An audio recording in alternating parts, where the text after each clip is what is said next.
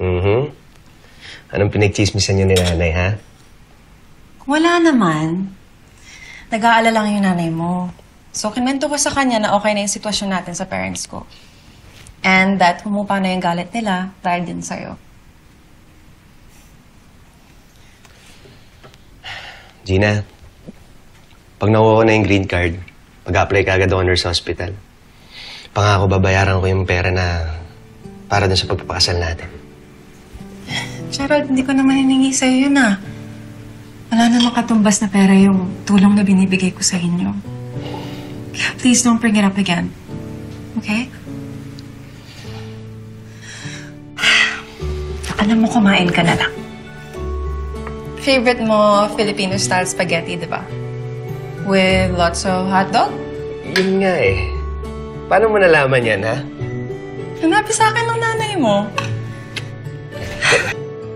Tikman mo. Sige. Alam mo, ako na lang. Ako na lang. That's okay. Ako na lang. Nahirapan ka pa. Okay. Big A. Okay. Kamusta? Yes? Masarap. Sino nagka-recipe ng nanay mo? Yun nga eh. Teka, di ka naman kumakain ng Pinoy-style spaghetti. Paano mo nalaman yan? Di ka kumakain ng hotdog eh. Madali naman ako maimpluwensyahan. Nakikita ka, napapasaya ka ng spaghetti mo. So, matututo din akong gustuhin yan. Kain ka pa. Gusto mo pa? Alam mo, si Betsy hindi kumakain ng spaghetti yun eh. Puro yun si Palabok.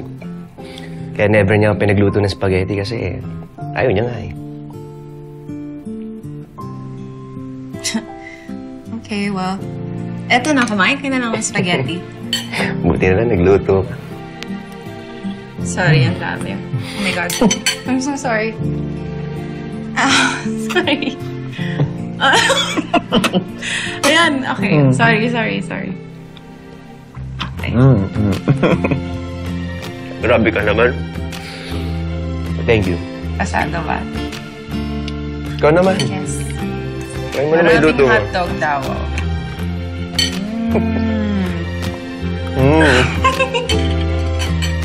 Ayan, damihan natin yung balon. Gusto ko meron din dito. Yan, punong-puno ng balon dyan. Ay, kuya! Kuya, punasan niyo yan, ha? Baka mukhang madumi pa. Galing dami pa yan, ha? 2 lechon pa lang in-order mo. Bakit? Imbitado ba pati kabilang barangay? Pupunta yung mga tanod. Tsaka yung mga taga-parlor. Nay, ikaw muna dito, ha? Ay, ayusin lang ako sa loob. Ha? Sige. Hoy, bilisan ninyo dyan, ha? Dapat magandang-maganda yan. Betsy! Betsy! Hi, Susan! Asan ang anak mo? Ay, Nora! Mamaya pa ang party. Tsaka ba't may dala-dala kang ganyan? Wala naman kaming palaro ng basagan ng palayok. Babasagin ko yung mukha ng anak mo. Ibalik niya yung pinadalang pera ni Gerald para sa akin, hindi yung ginagastos niya kung saan-saan. Nora, hindi lang ikaw ang importante sa buhay ng anak mo, ha? Kaya nga nag-Amerika yung anak mo, eh. Para sa anak ko. Kaya dapat lang bigyan niya ng pera dahil mag-jowa sila. Ginagatasan ng anak mong anak ko. Ano naman ngayon? Dapat nga binubuhay niya, eh. Ipakita niyang kaya niya ibigay ang luho ng anak ko. Tsaka birthday na birthday ng anak ko, bakit ba bad trip ka? Oo, bad trip talaga ako. Kayo magina mga mukha kayong pera, maginang linta. Ay! Ang kapalagan! Dapat na! Bansot! Napupunta ko na ng parlor! Walang iyo! Halika dito! Bitawan mo ako! Kaparlor ka? Wala kang gananda!